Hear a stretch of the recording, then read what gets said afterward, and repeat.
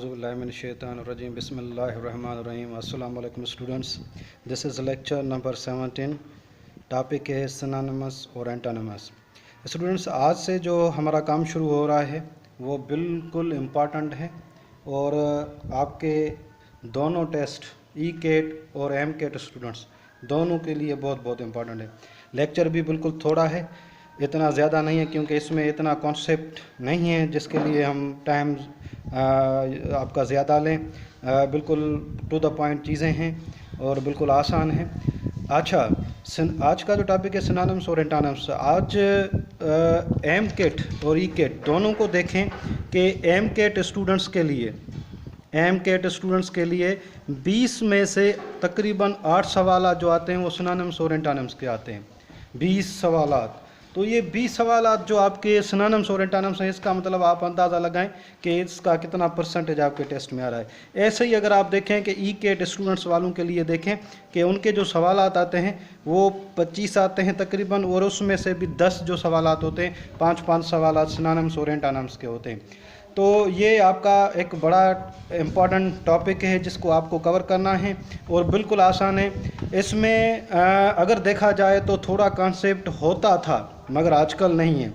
उसका मैं एक आसान मिसाल दे रहा हूँ कि जो असल में सिनोनिम्स और एंटोनिम्स आते हैं तो कमो बेश नाउन्स के या एडजेक्टिव्स के या एडवर्ब के दिए जाते हैं.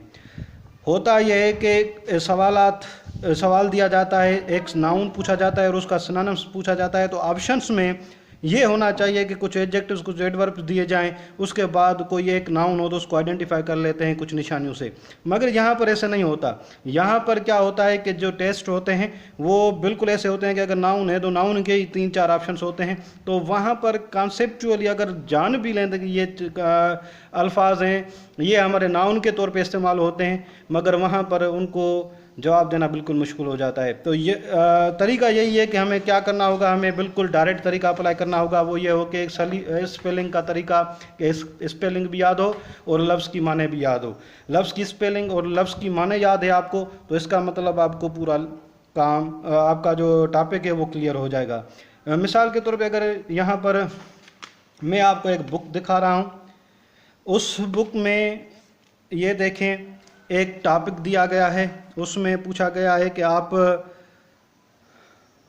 मीनिंग बताएं कैपिटलाइज्ड वर्ड्स की. कॉमनली यहाँ पर लिखा हुआ है. ऑप्शंस में देखें कंसीडरेबली, हंग्रीली, अलर्टली, क्वाइटली. कंसीडरेटली, हंग्रीली, अलर्टली, क्वाइटली, इन सभी को आप देखेंगे तो इन सभी अल्फाजों में LY जो निशानी है एडवर्ब की ये यहाँ पर लिखी हुई है. अब सभी एडवर्ब्स हैं. अब जवाब कैसे आएगा? जवाब तब आएगा जब आपको माने आएगी. तो आज के लिए बिल्कुल थोड़ा लेक्चर है मेरा, उसमें बिल्कुल आसान तरीका ये है कि लेक्चर बात तो चीज़ थोड़ी है लेक्चर, मगर काम बहुत ज़्यादा है क्योंकि इस लेक्चर के बाद आपको काम पड़ेगा याद करने का. आपको इन लफ्ज़ों को याद ही करना पड़ेगा. इसके लिए मैंने आपको ये बुक सजेस्ट कर रहा हूँ जो एक अच्छे दोस्त हमारे लेक्चरर हैं और सर रशीद अहमद डायरी ने ये रिकमेंड की थी और उन्होंने हमें ये बुक दी थी और बिल्कुल बहुत अच्छी लगी.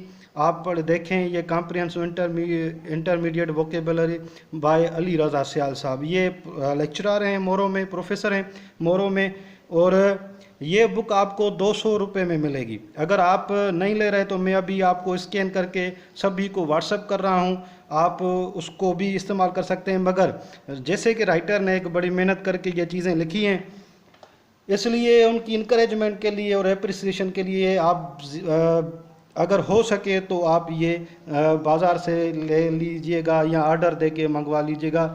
ये एक ऐसी बुक लिखी हुई है जिसमें आपकी जो सिनोनिम्स और एंटोनिम्स आती हैं वो हमेशा फर्स्ट ईयर और इंटर की बुक में से आती हैं, वो प्रोज और पोइट्री सेक्शंस में से आती हैं, और आपको इसके अलावा प्लेज में से भी आती है फर्स्ट ईयर की.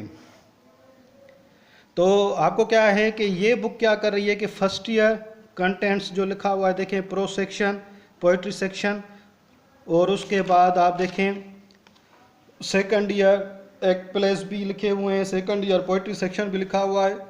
ये आपको और कुछ यूनिवर्सिटी मॉडल्स भी दिए गए हैं यहाँ पर आपको. वो पेपर्स भी लास्ट में दिए गए हैं। ये 200 रुपये की बुक है, आप आसानी से ख़रीद सकते हैं। अगर नहीं खरीद रहे तो मैं इसको स्कैन करके रख लिए, वो आपको सभी को मैं भेज रहा हूँ। अच्छा, ये तरीका होगा हमारा पढ़ने का कि आप इसको लेसन वाइज याद करेंगे और वहाँ पर लफ्ज़ दिया गया है, सिनोनिम्स भी है, एंटोनिम्स भी हैं। तकरीबन आपके जो टेस्ट आएंगे वो इसी बुक में से आएंगे इंशाल्लाह ताला, और आपका टेस्ट आसानी से पास हो जाएगा। अब आते हैं कि इसको याद कैसे करेंगे। मैंने आपको कहा था कि 17 नंबर लेक्चर से हम क्या करेंगे, हम पढ़ेंगे भी और टेस्ट भी देंगे। आपका जो टेस्ट होगा उसमें अभी आप इसको पढ़ेंगे, मैं आपको यहाँ से कुछ सजेस्ट करूँगा रीडिंग के, फ़लाँ बुक में से इस बुक में से फ़लाँ लेसन तक मैं आपका टेस्ट लूँगा, जो आने वाला टेस्ट होगा। आपके जितने भी टेस्ट होंगे इसी में से सिनोनिम्स और एंटोनिम्स आएंगे, दोनों एमकेट और इमकेट स्टूडेंट्स वालों के लिए। तो ये बुक आप ख़रीद लें, या मैं आपको सेंड कर रहा हूँ व्हाट्सएप ग्रुप में, वो आप सेव करके रखिएगा और उसको पढ़ना शुरू कर दें। ये लेक्चर तो मेरा तकरीबन 6-7 मिनट्स का हो रहा है, मगर आपके लिए बहुत इम्पॉर्टेंट है, क्योंकि ये 6-7 मिनट्स आपके के स्टूडेंट्स वालों के लिए 20 सवाल में से 8 उसको जवाब देने के काबिल हो जाएगा, और केट वालों के लिए 25 में से 10। तो ये नंबर एक एक मार्क हमारी बहुत इंपॉर्टेंट है। और आपको पता है कि सिलेक्शन जो होती है वो एक एक मार्क्स से भी यहाँ सिलेक्टेड हो जाता है बंदा, यहाँ रिजेक्टेड हो जाता है बंदा, यहाँ क्वालिफाई कर लेता है, यहाँ फेल हो जाता है। तो एक एक मार्क को आपको अपनी बैग में लेना है और उसको खोना नहीं है हमें। तो ये यहाँ तक होगा। नेक्स्ट लेक्चर जो होगा मेरा वो प्रीपोजिशन, और प्रीपोजिशन भी कम बेश इसी तरीके से है, वो अब याद करने का तरीका है। और उसके लिए भी जो मैंने मटेरियल यहाँ पर इन्हीं बुक में से निकाली है वो खुद वो आपको भेज दूँगा। ठीक है।